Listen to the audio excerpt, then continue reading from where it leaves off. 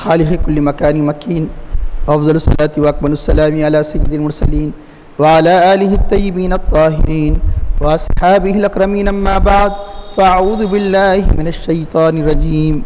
بسم الله الرحمن الرحيم.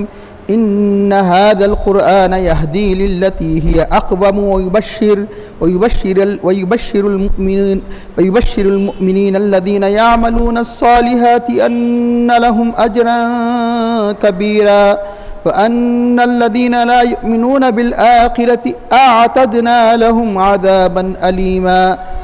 ويدعو الإنسان بالشر دعاه بالخير وكان الإنسان عجولا.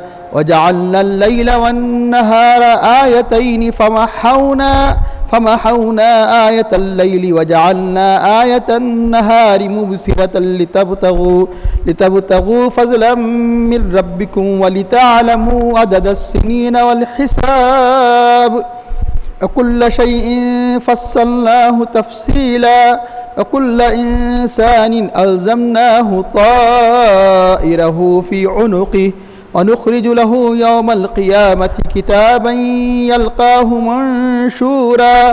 اقرأ كتابك كفى بنفسك اليوم عليك حسيبا. من اهتدى فإنما يهتدي لنفسه ومن ضل فإنما يضل عليها ولا تزر وازرة وزر أخرى وما كنا معذبين حتى نبعث رسولا. صدق الله العظيم. قال الله تعالى في شأن حبيبه الكريم: إن الله وملائكته يصلون على النبي يا أيها الذين آمنوا صلوا عليه وسلموا تسليما. اللهم صل على سيدنا ونبينا مولانا محمد النبي الأمي وعلى آله وصحبه وبارك وسلم. محترم حاضرین کرام، عزیز بھائیو، ابھی 15واں پارہ سورہ بنی اسرائیل کے پہلے رکوع کی آخری آیتیں اور دوسرے رکوع کی ابتدائی جن آیات کریمہ کی تلاوت کا شرف حاصل کیا گیا، ان کا ترجمہ ہے: ان ھذا القرآن، بے شک کہ قرآن، یہدی للتی ہے اقوم، ہدایت دیتا ہے، راستہ بتاتا ہے اس طریقے کی جو سب سے زیادہ صحیح، سب سے زیادہ جو مستحکم، جو سب سے زیادہ سیدھا راستہ ہے. ویبشر المؤمنین الذین یعملون الصالحات، اور یہ قرآن بشارت دیتا ہے ان کو جو ایمان لے آئے اور اعمال صالحہ بجا لائے کہ ان لہم اجرا کبیرا، کہ ان کے لیے بڑا اجر ہے. وان الذین، اور یہ اس بات کی خبر دیتا ہے کہ ان الذین لا یؤمنون، کہ جو بالآخرت، جو یہ آخرت پہ ایمان نہیں رکھتے، اعتدنا لہم عذابا علیما، کہ ہم نے ان کے لیے دردناک عذاب تیار رکھا ہے. ویدعو الانسان بالشر دعاءہ بالخیر، انسان دعا کرتا ہے شر کی، برائی کی، جیسے کہ وہ اپنے لیے دعا کرتا ہے خیر کی. وکان الانسان عجولا، اور انسان جلد باز واقع ہوا ہے، انسان کی فطرت میں جلد بازی ہے. اور ہم نے وجعلنا اللیل، اور ہم نے وجعلنا اللیل والنہار آیتین، رات و دن کو دو نشانیاں بنائیں، رات و دن دو اللہ کی نشانیاں ہیں. فمحونا آیت اللیل، تو ہم نے رات کی نشانی کو محو کر دیا، میٹ دیا، اور دن کی نشانی کو ہم نے روشن بنایا. وجعلنا آیت النہار مبصرہ لتبتغوا فضلا من ربکم، تاکہ تم اپنے رب کے فضل کو تلاش کرو. ولتعلموا عدد السنین والحساب، تاکہ تم سالوں کی تعداد اور حساب جان سکو، یعنی مطلب دنوں وغیرہ ماہ کی گنتی کو جان سکو. وکل شیء فصلناہ تفصیلا، ہر چیز کو ہم نے خوب تفصیل کے ساتھ بیان کیا ہے. وکل انسان الزمناہ طائرہ فی عنقہ، ہر انسان کے عمل خیر اور شر کو ہم نے اس کے گردن میں لٹکا دیا ہے، اس کے گردن سے متعلق کر دیا ہے. ونخرج له یوم القیامت، اور ونخرج له یوم القیامت کتاب یلقاہ منشورا، اور ہم اس کے لیے قیامت کے دن وہ کتاب، وہ نام اعمال جو اس سے زندگی بھر متعلق تھا، ہم اس کے لیے نکالیں گے، ایسی کتاب نکالیں گے جس کو اپنے سامنے کھلا ہوا دیکھے گا. اقرأ کتابک، اب اللہ تعالیٰ اس سے کہے گا اقرأ، پڑھ اپنی کتاب کو، یعنی اپنے نام اعمال کو. کہ اقرا کتابک کفا بنفسک الیوم علیک حسیبا، تو آج خود اپنی ذات کا حساب لینے کے لیے کافی ہے، یعنی خود اپنی ذات کا حساب لے سکتا ہے کہ تو یعنی شقی ہے یا سعید ہے۔ من اہتدی فانما یہتدی لنفسہ، جس نے ہدایت حاصل کی تو اپنے نفس اپنی ذات کے فائدے کے لیے اس نے ہدایت حاصل کی۔ امن ضل، جو گمراہ ہو گیا تو خود اپنے نفس یعنی نفس کے نقصان کے لیے اس نے گمراہ ہوا، اپنی ذات ہی کے لیے گمراہی اختیار کی۔ امن ضل فانما یضل علیہا، کہ اس کی گمراہی خود اسی کے یعنی نفس پر لوٹ کر آئے گی۔ ولا تزر وازرۃ وزر اخرى، کوئی جان بوجھ اٹھانے والی کسی دوسرے کا بوجھ نہیں اٹھائے گی، کوئی نفس کسی گناہوں کا بوجھ دوسرے کے گناہوں کا بوجھ نہیں اٹھائے گا۔ وما كنا معذبین حتی نبعث رسولا، ہم کسی قوم کو عذاب نہیں دیتے یہاں تک کہ ہم ان میں ایک رسول کو بھیجتے ہیں۔ رسول کو بھیجے جانے سے پہلے ہم کسی قوم کو عذاب میں مبتلا نہیں کرتے، عذاب نہیں دیتے۔ محترم حاضرین، ابھی جن آیات کریمہ کی تلاوت اور اس کا ترجمہ بیان کیا گیا، یہ آیت کریمہ کا تعلق ما قبل کی آیات سے یہ ہے۔ اس سے پہلے توریت کا ذکر کیا گیا، ہم نے موسیٰ علیہ السلام کو توریت عطا کی، پھر بنی اسرائیل کی بد عملی اور توریت کے خلاف عمل کرنے کا وبال جو سزا کی صورت میں اللہ تعالیٰ نے عذاب کی صورت میں نازل فرمایا، اس کی تفصیل بیان کی۔ کتنے سخت قسم کے عذاب میں اللہ نے، آخرت کا عذاب تو اپنی جگہ ہے، خود دنیا میں اللہ تعالیٰ نے کس طرح 2 مرتبہ ان پر یعنی ظالموں کو عذاب کی صورت میں مسلط کیا۔ یہ دردناک کیفیت کو اللہ تعالیٰ بیان کر کے ارشاد فرماتا ہے کہ اب قرآن کریم کی عظمت کو بیان فرماتا ہے کہ توریت سے بڑھ کر اور عظمت والی کتاب، جو بڑی عظمت والی کتاب ہم نے اس امت کو دی ہے، امت محمد صلی اللہ علیہ وسلم کو۔ تو اب یہاں مناسبت یہ ہے کہ اس سورہ کی ابتدا ہوئی تھی سرور کائنات صلی اللہ علیہ وسلم کی عظمت سے، اور آپ کی عظمت کا سب سے اعلیٰ نشان تھا اور اعلیٰ معجزہ تھا معراج۔ ابھی بتایا گیا ہے کہ اللہ کے حبیب کا جیسے اعلیٰ معجزہ معراج ہے، اسی طرح اللہ کے حبیب کا اعلیٰ معجزہ وہ قرآن ہے۔ یعنی گویا جو مقصود تھا اس قرآن یعنی اس سورہ کا وہ ہے کہ توحید الہی کے ساتھ ساتھ اللہ کے حبیب کی عظمت اور رسالت کو ثابت کیا جائے، کیونکہ اللہ کے حبیب کی رسالت کو مانے بغیر توحید کا ثبوت نہیں ہو سکتا۔ اس لیے جو مقصود تھا اس مقصود کی طرف پھر مضمون پلٹ کر آیا۔ سرور کائنات صلی اللہ علیہ وسلم کے معجزے اسرا اور معراج کا ذکر کیا گیا تھا، اسی مناسبت سے یعنی یہ بھی ذکر کیا جا رہا ہے کہ اب قرآن کی عظمت جو اللہ کے حبیب کا عظیم معجزہ ہے۔ اور بیچ میں موسیٰ علیہ السلام اور آپ کی قوم توریت کا ذکر اس لیے بھی کیا گیا کہ اسی توریت میں اس حبیب پاک صلی اللہ علیہ وسلم کی عظمت موجود ہے، اسی توریت کے اندر قرآن کریم کی عظمت موجود ہے، اور اللہ تعالیٰ کا قانون ہے جہاں اللہ تعالیٰ عذاب کا ذکر فرماتا ہے وہیں رحمت کا بھی ذکر فرماتا ہے۔ تو اب یہاں جو بنی اسرائیل پر جو سخت قسم کے عذاب مسلط کیے گئے، اہل ایمان یقیناً اہل ایمان سے بڑھ کر اللہ تعالیٰ کا خوف کس کے اندر ہو سکتا ہے؟ یعنی مومن سے بڑھ کر، صحابہ سے بڑھ کر کوئی یعنی اللہ سے بڑھ کر اللہ سے ڈرنے والا نہیں۔ ایک خوف کی کیفیت پیدا ہو گئی، یہاں ان کو تسکین کا سامان فراہم کیا جا رہا ہے کہ دیکھو اگر اس قرآن کو جو ہم نے ہدایت بنا کر بھیجا ہے اس پر عمل کرو گے تو یقیناً اللہ تعالیٰ تمہیں بشارتیں دیتا ہے کہ اللہ تعالیٰ عظیم اجر عطا فرمائے گا، جنت عطا فرمائے گا۔ گویا وہاں پر عذاب کے بعد یہاں رحمت کا ذکر کیا جا رہا ہے۔ اب رہا یہ بھی بتا دیا گیا، کوئی اس قرآن کریم کو پس پشت ڈال دے گا کہ ان کا انجام وہی ہوگا جو بنی اسرائیل کا انجام ہوا۔ یہ بھی بتا دیا جو کافر ہوں گے، انکار کریں گے، جو آخرت پر ایمان نہیں رکھیں گے، تو ہم نے ان کے لیے دردناک عذاب جہنم کی صورت میں تیار کیا ہے۔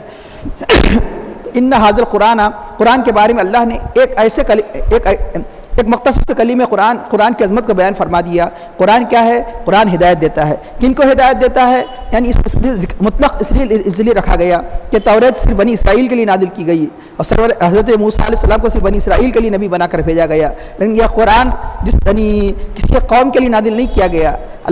ہمارے نبی کریم صلی اللہ علیہ وسلم کو کسی قوم کے لیے نبی بنا کر نہیں بھیجا گیا، بلکہ سارے عالمین کے لیے نبی بنا کر بھیجا گیا۔ جس طرح آپ سارے عالمین کے لیے نبی بنا کر بھیجے گئے، یہ کتاب بھی سارے عالمین کے لیے ہے۔ اشارہ ہے کہ اب اس کتاب کے بعد کوئی کتاب آنے والی نہیں، کیونکہ اس نبی کے بعد کوئی جب نبی آنے والا نہیں، یقیناً اس کتاب کے بعد بھی اور کوئی کتاب نازل ہونے والی نہیں۔ قرآن کریم کی عظمت کیا ہے؟ یہ اقوم یا قویم کا یعنی اس میں تفضیل ہے۔ اس میں تفضیل کا مطلب جس انگلش میں آپ کہتے ہیں سپرلیٹو ڈگری، جیسے کہا جاتا ہے بگ، بڑا، بگر کسی کے مقابلے میں بڑا، بگیسٹ بنے بہت بڑا، اقوام بنے بہت انتہائی یعنی سیدھی راہ کی ہدایت دینے والا، مضبوط، مستحکم، اس اقوام کہا جاتا ہے۔ تو قرآن کریم کو اس میں تفضیل یعنی سپرلیٹو ڈگری کے ذریعے سے اس کی تعریف اس لیے فرمائی۔ یقیناً توریت اپنے زمانے میں ہدایت تھی، یعنی اپنے زمانے میں سیدھی تھی اور ہدایت وہ گائیڈ کیا کرتی تھی. انجیل اپنے زمانے میں ہدایت تھی. لیکن ان سب کتابوں سے بڑھ کر کوئی اقوام ہے، کوئی نہیں مطلب سارے کے سارے جہانوں کے لیے ہر قسم کے خیر کے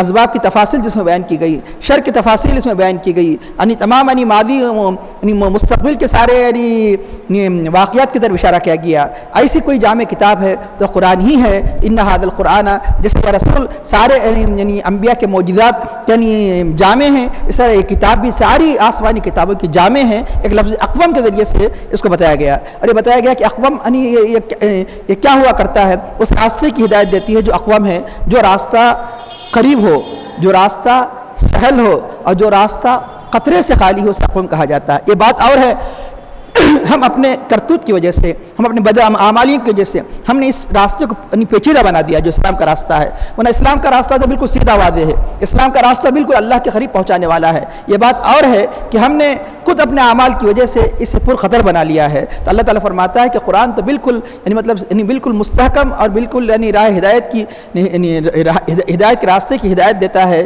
یہ حدیث التی ہے اقوام و بشارت دیتا ہے اہل ایمان کو کہ جو ایمان لے آئے اور اعمال صالحہ کیے. کس بات کی بشارت دیتا ہے کہ اجرن کبیرہ، ایک بڑے اجر کی. بڑا اجر کیا ہو سکتا ہے؟ تو بڑا اجر یہ ہے کہ وہ جنت.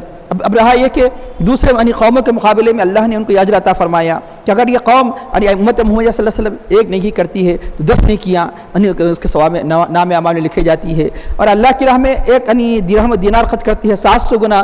پھر یہ کہ اپنے اخلاص کے مرتبے کے اعتبار سے اور اللہ تعالیٰ جس کو چاہے اعمال میں اضافہ فرماتا ہے. یہ خصوصیت کسی اور قوم کو نہیں دی گئی، کسی امت کو نہیں دی گئی، جس امت کو عطا کی گئی. اور جنت میں اعلیٰ درجات اللہ نے ان کو عطا فرمائے. اس کے ارشاد ہوتا ہے جو آخرت کے دن پر ایمان نہ لائے. آخرت کا ذکر اس لیے کیا گیا، ایمانیات میں صرف آخرت ہی نہیں، ایمانیات کے اندر تو اور چیزیں بھی ہیں، لیکن جو آخرت کو مانتا ہے اور رب کو مانتا ہے، جو آخرت کے اندر دوبارہ اٹھایا جانا، آخرت کے اندر کتاب حساب وغیرہ ساری کی ساری اس کے اندر ہے. اب رہا یہ کہ ہو سکتا ہے کہیں گے یہود تو آخرت کو مانتے تھے، بنی اسرائیل کے مقابلے اس آیت کریمہ کا جب ذکر کیا گیا یہود کا جو عقیدہ تھا آخرت کے بارے میں جیسا کہ ہونا چاہیے وہ عقیدہ نہیں تھا. یہ کہا کرتے تھے کہ جنت میں ہم ہی جانے والے ہیں، جہنم میں اگر جائیں گے تو معمولی ہمیں جہنم چند دن کے لیے جتنے دن وہ انہوں نے وہ بچڑے کی پوجا کی تھی. چنانچہ اس طرح ان کا آخرت کے بارے میں ان کا تصور صحیح نہیں تھا. اللہ نے فرمایا کہ جو بھی آخرت کا پر ایمان نہیں رکھے گا، آخرت پر ایمان نہیں رکھنا گویا اللہ اس کے رسول پر ایمان نہ رکھنے کے مترادف ہے. اللہ نے ان کے لیے دردناک عذاب تیار رکھا ہے. قرآن کے اندر اور آگے چل کے اللہ تعالیٰ فرماتا ہے کہ رات و دن کی نشانی ہم نے ہر چیز تفصیل سے قرآن میں کریم بیان کی، ہر چیز کی تفصیل ہم نے قرآن میں بیان کی.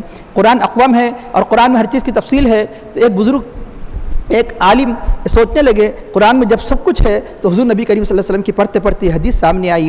حضور نبی کریم صلی اللہ علیہ وسلم ارشاد فرمایا مومن جو نیک ہوگا اس کی روح ایسی نکالی جاتی ہے جیسے آٹے میں سے بال کو نکالا جاتا ہے. تو سوچنے لگے جب قرآن میں ہر چیز بیان کیا گیا، ہر رطب و یابس بیان کیا گیا، ہر تر و خشک چیز کو بیان کیا گیا، قرآن میں ہر چیز کی تفصیل ہے، آخر قرآن میں یہ کہا ہے کہ جو مومن مطلب نیکوکار ہوگا اس کی روح اتنی آسانی سے نکالی جاتی ہے، تو اس کا ذکر کہاں ہمیں تو پڑھنے میں نہیں ملتا. تو سوچنے لگے شروع سے آخر تک قرآن پڑھا لیکن کوئی ایسی آیت نہیں ملی جس حدیث شریف کی وضاحت کرے. تو سو گئے. تو رات میں سرور کائنات صلی اللہ علیہ وسلم خواب میں تشریف لے آئے اور فرمایا کہ تم سورہ یوسف پڑھو، جواب مل جائے گا. تو صبح اٹھے، انہوں نے قرآن پڑھنا شروع کیا. سورہ یوسف کی پورے تفکر تدبر سے پڑھنا شروع کیا. جب اس آیت پر پہنچے تو کہنے لگے واقعی اللہ کے حبیب نے فرمایا فلما رأینہ اکبرنہ قطعن ایدیہن. جب حضرت زلیخا کی سہیلیوں نے یوسف علیہ السلام کے حسن جمال کو دیکھا تو ان کے جمال کو دیکھ کر کہنے لگی کتنا حسین جمیل چہرہ ہے، کتنی عظیم حسین و جمیل ذات ہے. تو وہ انہوں نے ایک ایسی کیفیت طاری ہو گئی، انہیں پتہ بھی نہیں چلا کہ انہوں نے اپنے ہاتھوں کو اپنے انگلیوں کو کاٹ ڈالا. انگلیوں کو جب ایک مطلب مادی حسن کو دیکھ کر انگلیاں کٹ جائے اور پتہ نہ چلے، تو جب ایک مومن نے کامل، جب ایک نیک بندہ جب اس دنیا سے گزرتا ہے، جو اللہ کی تجلیات کو دیکھے گا، فرشتوں کی بشارت کو سنے گا، تو کیسا عالم ہوگا، کس طرح روح کی نکالے جانے کا تکلیف کا احساس ہو سکتا ہے. اللہ نے اس میں بیان فرما دیا کہ چنانچہ اس طرح قرآن کریم. لیکن کیا ہے غور و فکر کی ضرورت ہے، اس طرح یعنی مطلب ہے کہ تدبر کی ضرورت ہے، تفکر کی ضرورت ہے، اس لیے قرآن یعنی دعوت دیتا ہے کہ تم غور و فکر نہیں کرتے، قرآن دعوت دیتا ہے کہ تم اس سے نصیحت حاصل نہیں کرتے، اس لیے یعنی قرآن یہ کبھی تو یہ کہتا ہے کہ ان کے دلوں پر تالے پڑے ہیں کہ جو غور و فکر سے کام نہیں لیتے، تعقل سے کام نہیں لیتے، بلکہ ایک موقع پر تو حضرت ابن عباس رضی اللہ تعالیٰ نے فرمایا کہ قرآن میں ہر چیز کا بیان ہے، لیکن یہ کہ انسانوں کی عقلیں وہاں تک پہنچ نہیں سکتی، اور ایک موقع پر یہ فرمایا اگر میری اونٹ کی رسی بھی گم ہو جائے تو میں قرآن میں تلاش کر لوں۔ تو اب یہ قرآن ہے، اب یہ اسی اس کا اللہ تعالیٰ ارشاد فرماتا ہے وَيَدْعُ الْإِنسَانُ بِالشَّرِّ دُعَاءُهُ بِالْخَيْرِ، انسان شر کی دعا کرتا ہے، یعنی مطلب برائی کی دعا کرتا ہے جیسا کہ وہ اپنے حق میں خیر کی دعا کرتا ہے۔ تب انسان سے مراد کیا ہے؟ تو بتایا گیا کہ یعنی عربی زبان میں ال جو لفظ استعمال کیا جاتا ہے انگلش میں دا، ال کے کئی معنی ہوتے ہیں، ال کبھی جنس کے معنی میں لیا جاتا ہے، ال سے کبھی کوئی خاص انسان مراد لیا جاتا ہے، تو یہاں یعنی بعض مفسرین فرماتے ہیں الانسان سے مراد یہاں کافر مراد دیا گیا۔ کافر عام طور پر اپنے حق میں جو دعا کرتا ہے وہ جیسے خیر کی دعا کرتا ہے، شر کی بھی دعا کرتا ہے، اس کی مثال دی گئی۔ مثال کے طور پر یہ کہا یعنی نظر بن حارث ایک شخص تھا جس نے قرآن کریم کی عظمت کا انکار کرتے ہوئے اس نے یہ دعا کیا اللہ ان کان ھذا ھو الحق من اللہ من عندک، اے اللہ یہ حق ہے تیرے طرف سے، فامطر علینا حجارۃ من السماء، ہم پر آسمان سے یعنی پتھروں کی بارش نازل کر۔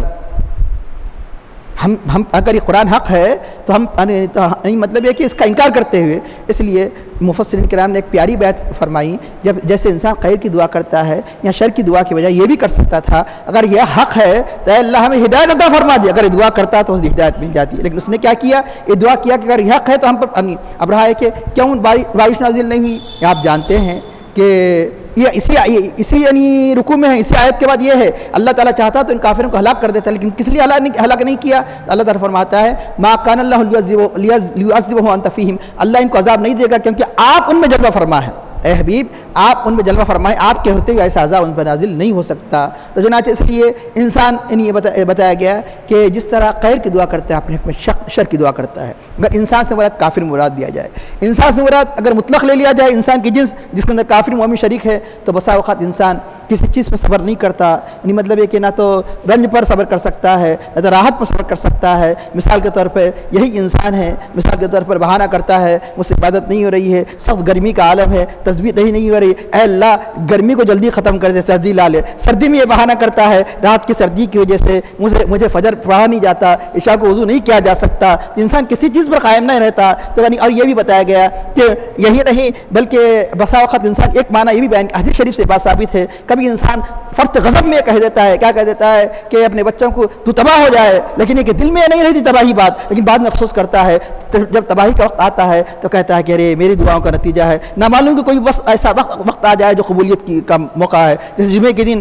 حدیث شریف میں آتا ہے کہ ایک ایسی ساتھ آتی ہے جو انسان دعا کرتا ہے قبول ہو جاتی ہے، بس اوقات اپنی بیوی بچوں کے خلاف وہ اپنے بد دعا کر دیتا ہے لیکن اسے احساس ہی نہیں ہوتا، جلد بازی میں۔ اس لیے اس آیت کریمہ میں کیا بتایا گیا؟ انسان جلد باز واقع ہوا ہے، اس لیے صبر سے کام لے، ضبط سے کام لے، جو چاہے اپنی زبان سے نہ نکالے۔ بسا اوقات ایسا ہی ہوتا ہے کہ خود اپنی زبان سے نقصان پہنچا کر ہم حیران ہو جاتے ہیں کہ انہیں افسوس کرتے ہیں کہ ایسا ہم نے کیوں کہا۔ اس لیے اللہ تعالیٰ فرماتا ہے کہ انسان جس طرح شر کی دعا کرتا ہے، یعنی جس طرح خیر کی دعا کرتا ہے، اسی طرح کبھی اپنے حق میں شر کی دعا کرتا ہے۔ اس لیے بات بات پر خاص طور پر عورتوں کو تاکید کرے، بات بات پر بد دعا دینے کی عادت نہ بنائے، کیونکہ یہ خود اپنے لیے اپنے گھرانوں والوں کے لیے تباہی کے باعث ہو سکتا ہے، بعد میں انسان نادم ہوتا ہے۔ یہ بات اور ہے کہ اللہ تعالیٰ خیر کی دعا کو جلد قبول فرماتا ہے، شر کی دعا کو معلوم ہے کہ انسان اجرت پسند ہے، موقع دیتا ہے، المہلت دیتا ہے کہ یہ پشیمان ہو کر اللہ کی بارگاہ میں توبہ کرے۔ یہی وجہ ہے کہ مقام پر فرما دیا وَلَوْ يُعَجِّلِ اللَّهُ لِلنَّاسِ شَرَّ اسْتِعْجَالَهُمْ کہ اللہ تعالیٰ اگر جلدی کرے ان کی شر کی دعا کو قبول کرنے میں تو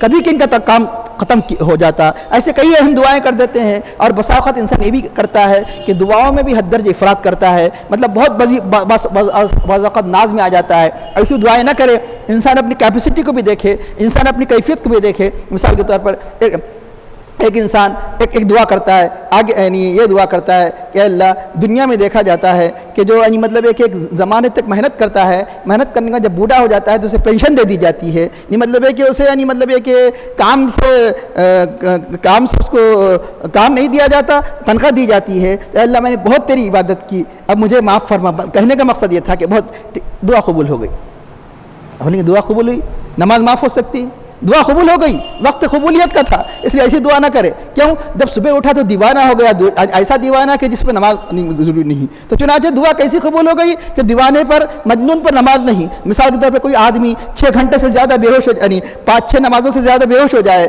تو اس کی قضا نہیں، لیکن 5-6 نمازوں کے اندر بے ہوشی کی کیفیت طاری ہوگی تو قضا ادا کرے گا، ان نمازوں کی قضا ادا کرے گا. فجر ظہر تک بے ہوشی ہی اثر میں یعنی ہوش میں آ گیا، قضا ادا کرے گا. مجنون بے ہوش آدمی جو زمانے تک دراز ہے، ما قبل کی قضا نماز بھی اس کو ادا کرنے کا حکم نہیں ہے. تو اب دعا قبول ہو گئی اب یقیناً. اور ایک شخص نے دعا کیا، اے اللہ بغیر کسی قسم و معاش کے، بغیر کسی محنت کے مجھے روزانہ 2 وقت کھانے کا سامان مہیا کر دے. اچانک کسی نے اس پر غلط تہمت لگائی اور جیل چلا گیا. دعا قبول ہو گئی. کیوں؟ کوئی محنت ہی نہیں کرنا چاہتا، روزی آتے رہے. اس لیے ایسی دعا نہ کرے جس کو افراد کہتے ہیں. دعا میں افراد سے کام لینا، زیادتی سے کام لینا.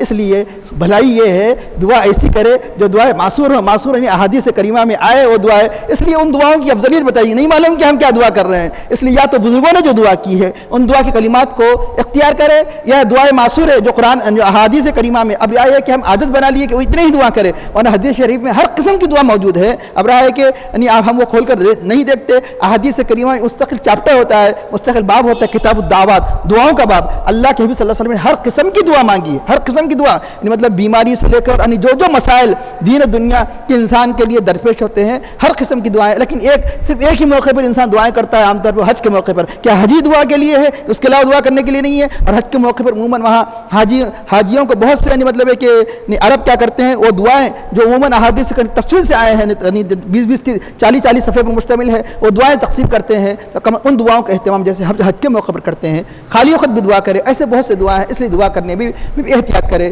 انسان جلد باز واقع ہوا ہے، یعنی مطلب کیسا بھی میں عرض کر چکا کہ یہ اس قسم کی جلد بازی سے کام لیتا ہے.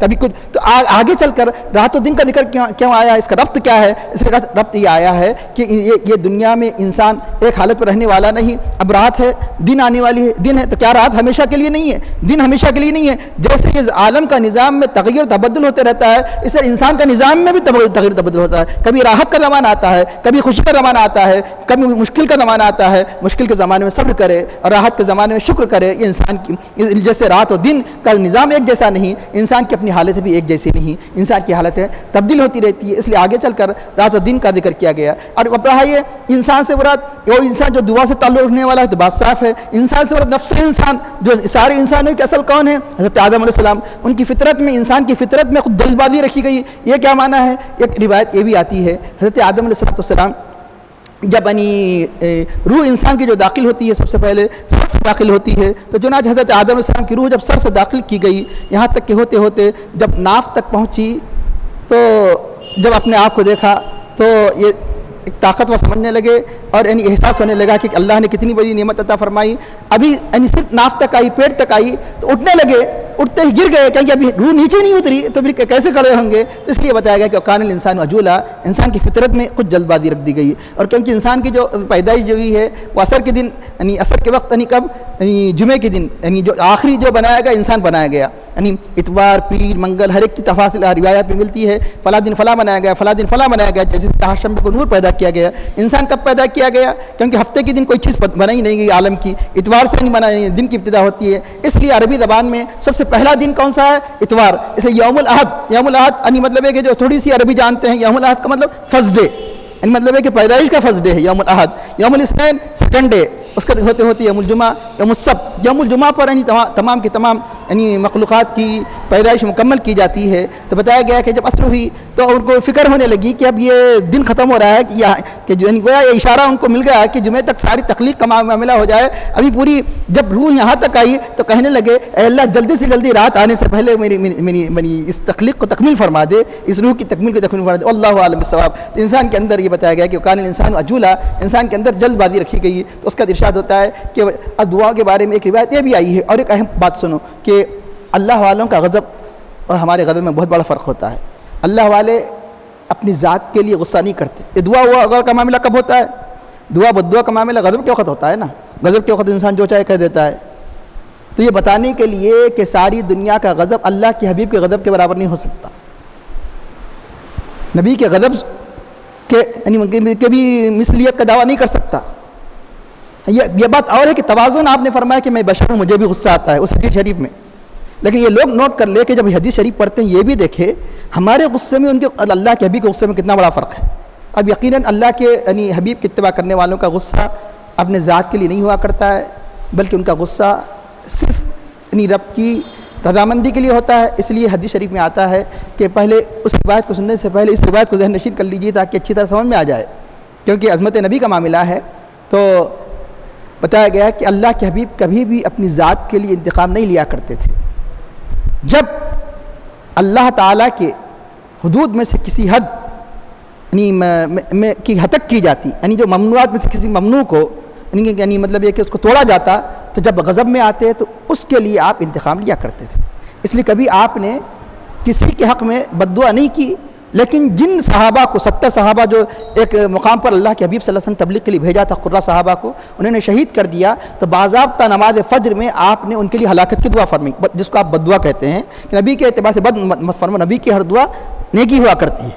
تو چنانچہ کیونکہ ان کا تباہ ہونا مومنین کے لیے حق میں بد نہیں اچھا ہے، اس لیے کہ اللہ کے حبیب نے ان کے لیے اس کو کہتے ہیں دعائے قنوت. ایک دعائے قنوت آپ عشاء میں پڑھتے ہیں، ایک قنوت نازلہ جس کو آپ کہتے ہیں. جب مصیبت مسلمانوں پر عام ہو جاتی ہے تو آپ نے اخبار میں پڑھا کہ قنوت نازلہ پڑھنا چاہیے. جب آپ عام مسلمانوں پر کوئی عام مصیبت آ جاتی ہے تو اسے ایک خاص طریقے سے فجر کے وقت یعنی اس بات کی اجازت دی گئی کہ فجر کے وقت عام مصیبت آنا، ورنہ ہر مصیبت تو روزانہ کچھ نہ کچھ تو چلتے رہتا ہے. عام مصیبت کوئی مسلمان پر آ جائے تو اس وقت یعنی ایسی اجازت دی گئی. اللہ کے حبیب صلی اللہ علیہ وسلم نے کئی دن تک ان قوموں کے لیے جو قوموں نے اللہ صحابہ کی ایک بڑی جماعت کو شہید کر دیا تھا، قنوت نازلہ پڑھی تھی.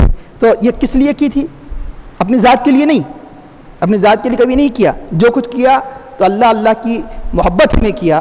تو ایک مرتبہ بعض روایتوں میں حضرت سودا سے بھی یعنی ام المؤمنین سودا سے بھی یہ متعلق کی گئی، بہت سی روایتوں میں یہ واقعہ حضرت عائشہ صدیقہ سے متعلق. ایک قیدی آیا، اب تھوڑی دیر کے لیے یعنی وقت کی نزاکت کچھ ایسی تھی کہ ممکن ہے کوئی صحابی نہیں تھے، اس لیے ام المؤمنین کے سپرد کرنا پڑا. اس قیدی کی نگرانی کرو، مطلب تھوڑی دیر میں ہم اس کو لے لیتے ہیں، قیدی کی نگرانی کرو.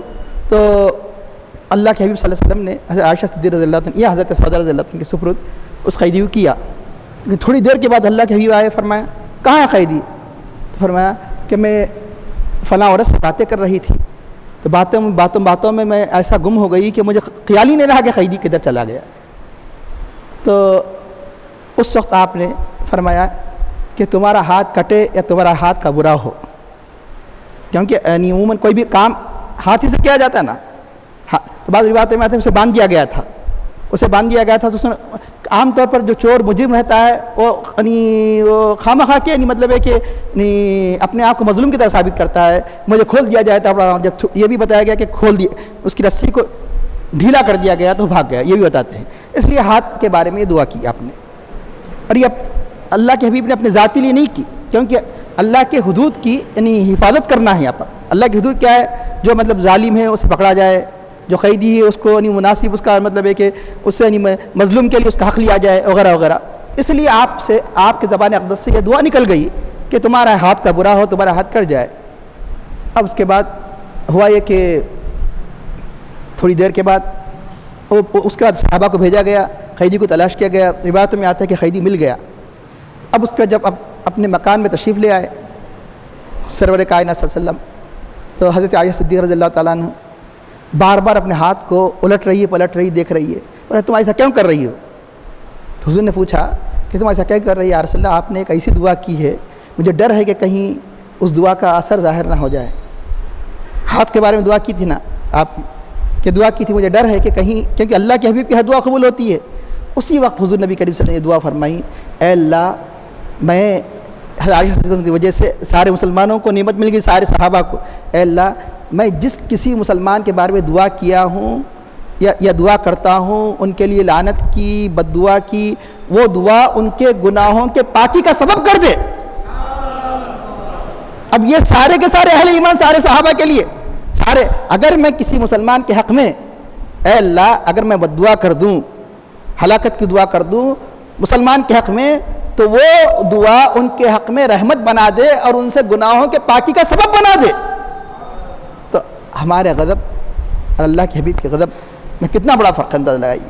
تو یہ ہے کیفیت. تو ارشاد ہوتا ہے کہ وَجَعَلْنَا اللَّيْلَ وَالنَّهَارَ آیَتَيْنِ. اب اللہ تعالیٰ اپنے قدرت کی نشانیوں میں سے دو نشانیوں کو ذکر فرماتا ہے. ہم نے رات و دن کو بنایا ہے. آیت اللیل رات کی یعنی کیا بنایا ہے کہ دو نشانیاں بنائیں. وجعلنا اللیل والنہار آیتین, رات بھی نشانی ہے, آیت معنی نشانی. خود قرآن کریم کی آیت کا نام آیت کیوں رکھا گیا؟ یہ بھی نشانی ہے کہ رات بھی نشانی ہے اور دن بھی نشانی ہے, یعنی اللہ کی قدرت کی نشانی ہے, توحید کی نشانی ہے. تو اللہ نے یعنی اندازہ لگائیے دن کا ماحول تھا, ساری دنیا مل کر بھی اگر ساری ایسے روشن کرنا چاہے تو روشن نہیں کر سکتی, ساری دنیا مل کر بھی ایسے تاریک کرنا چاہے تو تاریک نہیں کر سکتی. تو رات بھی اللہ کی نعمت ہے, دن بھی نعمت ہے. اب رہا یہ کہ اس کی مصلحت کیا ہے, آگے چل کے تو صرف یہاں دن کے بارے میں بتایا گیا, ورنہ قرآن کریم کی دوسری آیتوں میں رات کے بارے میں بتایا گیا. رات کس لیے آتی ہے؟ رات سکون کے لیے آتی ہے, رات راحت کے لیے, لتسکنوا فیہا, تاکہ تم یعنی آرام کرو, تاکہ سکون حاصل کرو. دن کس لیے آتا ہے؟ جس کی روزی معاش وغیرہ. اگر یہ دن اگر صرف دن ہی دن ہوتا, رات کس لیے نشانی ہے, رات کس لیے نعمت ہے, دن ہی دن ہوتا تو انسان کی یعنی فطرت کے اعتبار سے سونا یقینی تھا. کوئی کسی وقت سوتا, کوئی کسی وقت سوتا, تو دنیائی کاروبار نہیں چلتے. وہ کہتا کہ میرے دن سونے کا وقت یہ ہے, یہ کہتا کہ میرے کاروبار کا وقت ہے تو یہ وقت آنا پڑے گا, لیکن میں یہ وقت نہیں آ سکتا. اور دوسرا یہ کہ جب یہ سوتے تو دوسرا شور و شغب کرتا, آوازیں کرتا, اسے نیند نہ آتی تو سکون ختم ہو جاتا. اس لیے ساری کی ساری دنیا یعنی جہاں جہاں رات ہوتی ایک ہی وقت میں, کچھ وقت کے فاصلے سے کیوں نہ ہو, کوئی 11 کوئی 12 1, لیکن ساری کی ساری دنیا محو قاب ہو جاتی ہے. تو یہ اللہ تعالیٰ کی نعمت نہیں تو اور کیا ہے؟ ایک سکون کا سبب, ایک یعنی مطلب جس کو آپ کہتے ہیں ڈسپلین, سسٹمیٹک نظام سیکھنا ہے, تو اس سے سیکھو کہ کس طرح اس طرح تمہاری زندگی میں بھی ایسا انضباط ہونی چاہیے, ڈسپلین ہونا چاہیے. اسلام سے بڑھ کر, قرآن سے بڑھ کر کوئی ڈسپلین ہمیں نہیں سکھاتا. تو چنانچہ اس طرح اللہ تعالیٰ نے رات کو سکون کا بنایا, اور رات کو پہلے ذکر کیا, دن کو بعد میں. یہ کئی مرتبہ آپ سے ذکر کیا گیا کہ رات پہلے ہے, دن بعد میں ہے. تو چنانچہ اللہ تعالیٰ فرماتا ہے الحمدللہ الذی خلق السماوات والارض وجعل الظلمات والنور, کہ اس نے یعنی تاریکی کو پیدا کیا, نور کو پیدا کیا.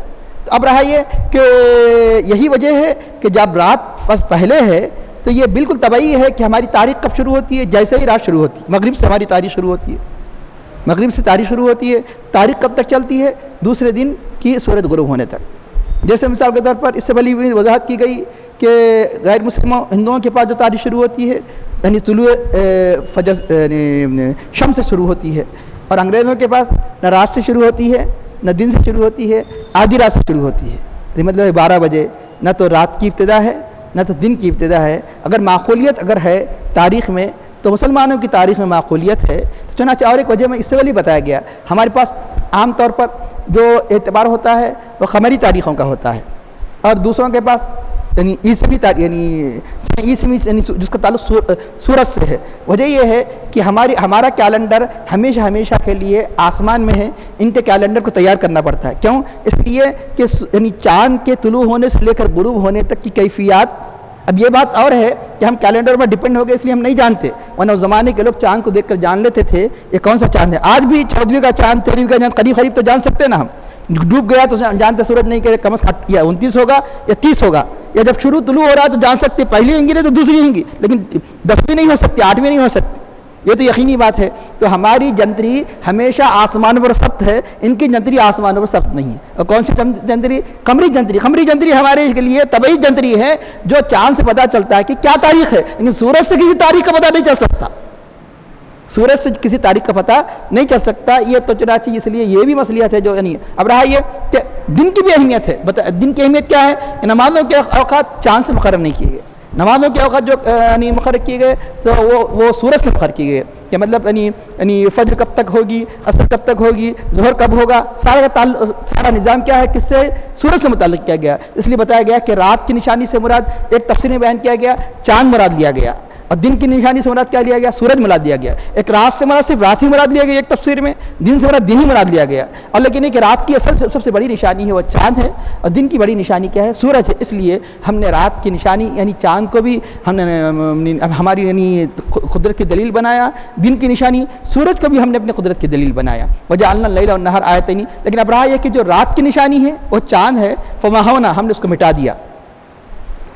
مٹا دیا گیا مطلب اگر اس کو نہیں مٹاتا چاند تو چاند کیسے رہتا؟ جب سورج کی طرح رہتا تو رات آنے کا سوال نہیں. چاند سورج طلوع ہو کر بھی رات نہیں رہتی, دن بن جاتا. اس لیے ہم نے رات کی نشانی کو میٹ دیا. اور دن کی نشانی کو روشن بنا دیا. دن کی نشانی کیا ہے؟ سورج.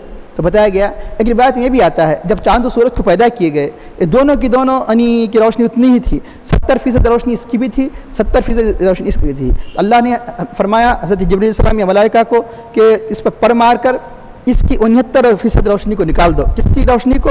چاند کے نکال کر کس کو دے دو؟ یہ روشنی خود سورج کو دے دو, یہ سورج ہی کو دے دو. تو لہٰذا یعنی یہ چاند, اللہ نے اشارہ فرمایا کہ ہم نے رات کی نشانی جو چاند ہے اس کی روشنی کو مٹا دیا. اس لیے اب رہا یہ کہ پھر یہ روشنی کہاں آئی؟ جتنی روشنی ہے جب پوری کی پوری نشانی اس کی مٹ گئی تو بتایا گیا کہ قرآن کریم میں ہر چیز کی طرف اشارے ہے.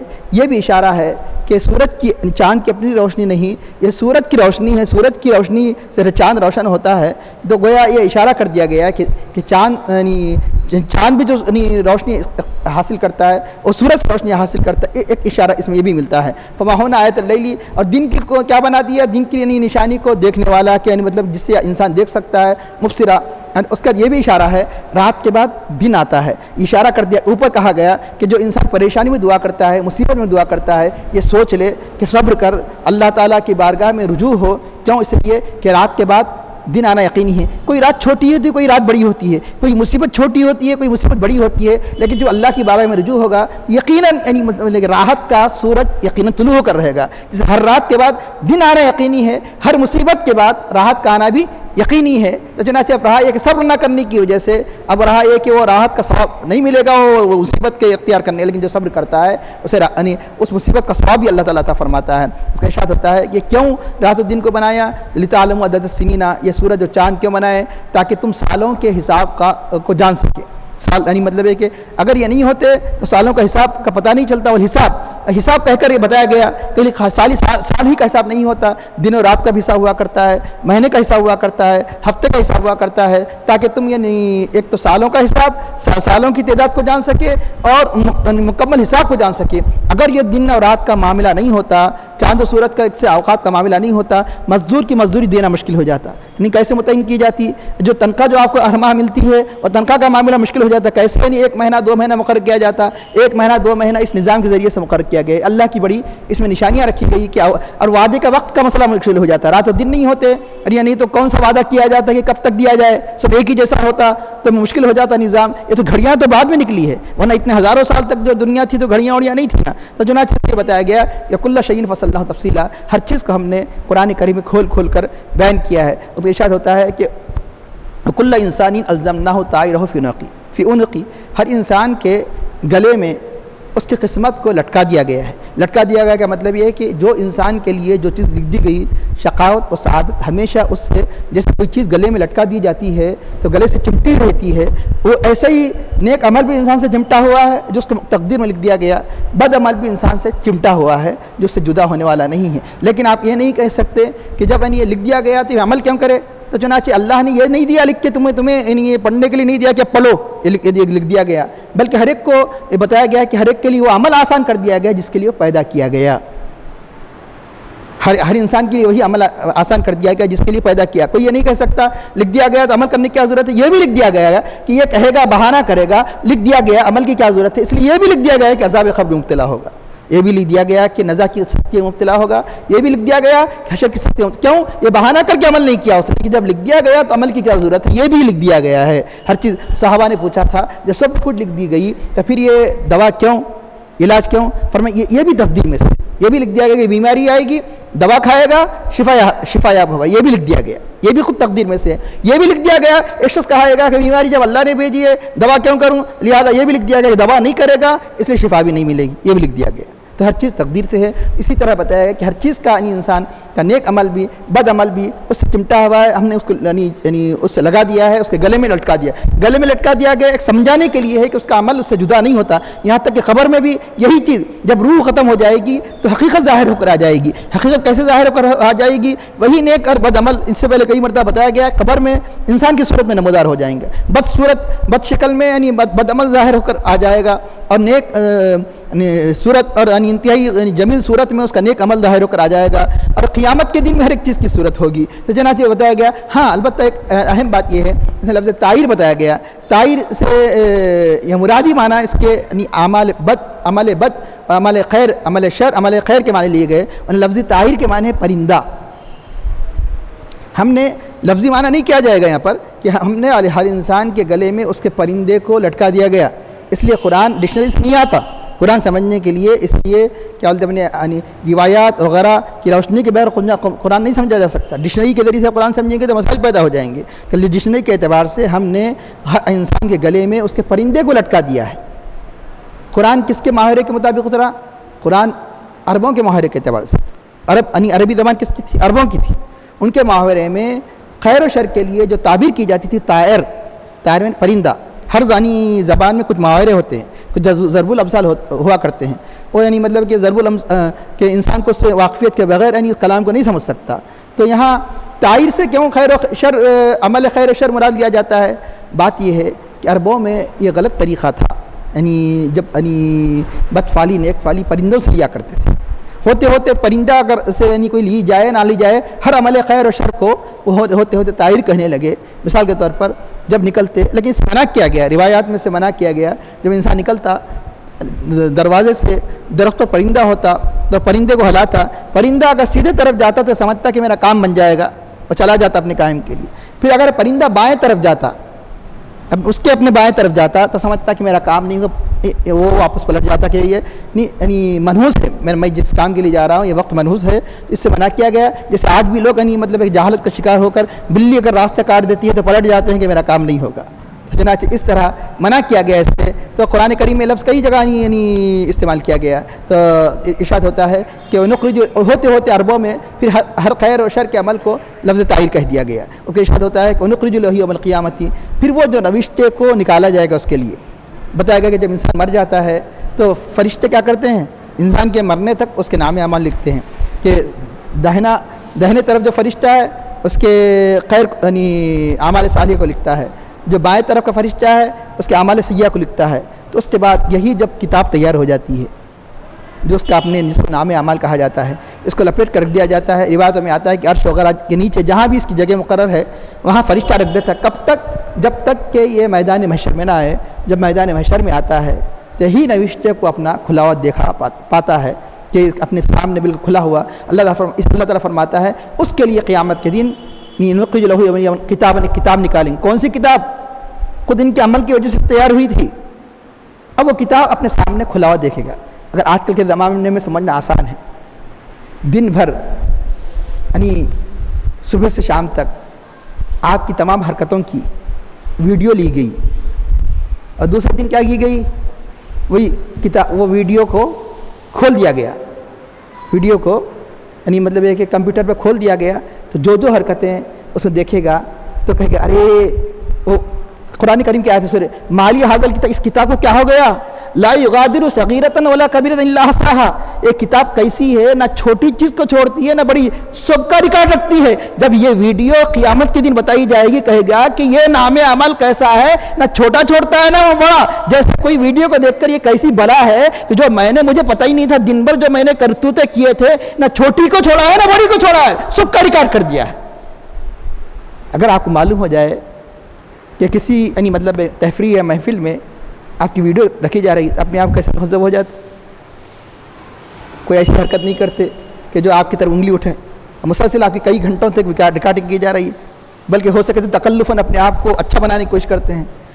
تو جس طرح یہ آپ چند گھنٹوں کے لیے تاکہ آپ کی بدنامی نہ ہو تو آپ ڈر رہے ہیں، پھر یہ بدنامی کا کوئی اعتبار نہیں ہے، بدنامی بھی تھوڑے دن کی ہے، نیک نامی بھی تھوڑے دن کی، لیکن قیامت میں جو انبیاء کے سامنے، اولیاء کے سامنے، صحابہ کے سامنے، اللہ کے مقربین کے سامنے جب ہماری ویڈیو دکھائی جائے گی تو وہ حقیقت میں وہ ذلت ہے، یہ دنیا کی ذلت ہے، وہ ذلت حقیقت میں ہے۔ اس لیے بتایا گیا ہے کہ آخرت کی ذلت سے بچو، آخرت کی رسوائی سے بچو۔ تو یہ سمجھ جائیے کہ جس طرح ایک وقتی طور پر جب ویڈیو اس کی بنائی جاتی ہے تو اس کی CD تیار کی جاتی ہے تو کتنا احتیاط کرتا ہے، اسی طرح ہماری زندگی میں بھی ہم احتیاط کریں کہ ہماری CD میدان محشر میں بتائی جانے والی ہے، پھر ہے کو دینے جانی یہ تمہارا۔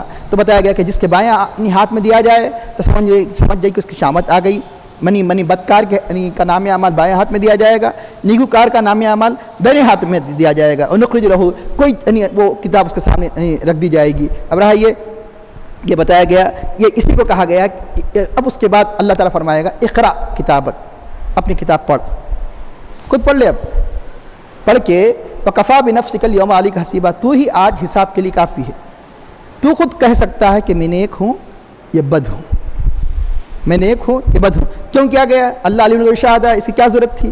تاکہ انسان جہنم میں جانے والا احساس نہیں کرے کہ مجھ پر ظلم کیا جا رہا ہے، تاکہ اللہ کی عظمت کا لحاظ رکھے، اللہ نے مجھ پر ظلم نہیں کیا ہے، میرے اعمال بد کی سزا دی گئی، اس لیے یہ سب کیا جا رہا ہے، انہیں اس کی ضرورت نہیں تھی۔ اللہ علیہ وسلم جانتا ہے، لیکن انسان اعتراف کرے میں مجرم ہوں، انسان اعتراف کرے میں ظالم ہوں، اس لیے حضرت عمر فاروق رضی اللہ عنہ نے فرمایا کیا، اس حساب سے پہلے جو حساب انسان کو خود لے گا، آج حساب کو لے لے تاکہ وہ حساب آسان ہو جائے۔ حاصل قبل ان تحاسبوا، کہ تم اپنا حاصل انفس، اپنے حساب یعنی اپنے اعمال کا حساب، اپنے ذاتوں کا حساب، اپنے نفس سے محاسبہ آج ہی کرو، قبل اس کے کہ تمہارا محاسبہ کل قیامت کے دن کیا جائے گا۔ جو حساب کتاب روزانہ لیتا ہے، بزرگوں کا طریقہ ہے کہ سونے سے پہلے اپنے اعمال کا حساب لیتے ہیں کہ میں نے کیا کیا، میں دن میں کیا کیا، میں نے کیا کیا، یعنی کس کو کیا ستایا، میری زبان سے کس کو تکلیف ہوئی، اس کا ارشاد ہوتا ہے کہ یہاں پر ایک بزرگ نے اپنے بیٹے سے کہا، بیٹے کہ تجھ پہ پابند ہے، میرا حکم یہ ہے کہ صبح سے شام تک ایک ڈائری میں تو نے کیا کیا کہا، تھوڑی تھوڑی دیر کیوں نہ نوٹ کرنا ہے، نوٹ کرنا ہے تجھے کیا کیا کہا، کیا کیا عمل کیا اور کس کیا معاملہ کیا صبح سے شام تک، یعنی ایک ایک حرکت، میں نے فلاں کو یہ کہا، فلاں کو یہ کیا، میں نے یہ عمل کیا، چھوٹی بڑی سب چیزیں، اور شام میں مجھے روزانہ بتانا ہے، 2-3 دن بتا کے، یہ معمولی نہیں ہے یہ بات، بیزار ہو گیا۔ تو فرمایا کہ ابا جان، اگر آپ بڑے سے بڑے بوجھ کو سر پہ اٹھا کر پھرو تو یہ ہو سکتا ہے، لیکن یہ نہیں ہو سکتا کہ صبح شام تک ایک ایک حرکت، ایک ہر سکون، ہر چیز لکھ کے آپ کو شام میں بتانا ہے، یہ بہت مشکل ہے، یہ زندگی بہت بڑے علم میں یہ بہت بڑا دشوار کام، اور بڑے سے بڑا دشوار کام پہاڑ بھی رکھ سکتا ہوں۔ بیٹے یہ کام اس لیے کرایا تاکہ معلوم ہو جائے 2-3 دن کا حساب تجھے دینا اتنا مشکل ہے، کل قیامت کے دن اپنا حساب کیسے دے گا؟ اس لیے اعمال خیر کو اختیار کر، اعمال شر سے احتراز کر، کہ جب 2-3 دن انسان دینے کے لیے نہیں اتنا پریشان ہو رہا ہے، کل قیامت کے دن اپنی زندگی کا کئی دن، کئی ہفتے، کئی سال کا حساب کیسے دے گا؟ کہ آخر میں دعا کرتا ہے اللہ ہمیں اپنی قیامت کے محاسبے سے پہلے خود اس دنیا میں اپنے آپ کا محاسبہ، پھر محاسبہ ہی نہیں بلکہ ہم اپنے اعمال خیر کو زیادہ اختیار کرنے، اس محاسبے کے یعنی مطابق اے اللہ ہمارے شر سے دوری اختیار کرنے کی توفیق عطا فرما، اور ہمیں اپنے نفس کی بدی شیطان کے دھوکے سے محفوظ فرما، ہمیں اپنے اوامر کا پابند نواہی سے کرنے کی توفیق عطا فرما، ہماری عبادتوں میں خشوع و اخلاص عطا فرما، اور ہمارا خاتمہ بالخیر فرما۔ صلی اللہ تعالیٰ علی خیر خلقہ سیدنا مولانا محمد وعلی آلہ وصحبہ اجمعین برحمتک یا ارحم الراحمین۔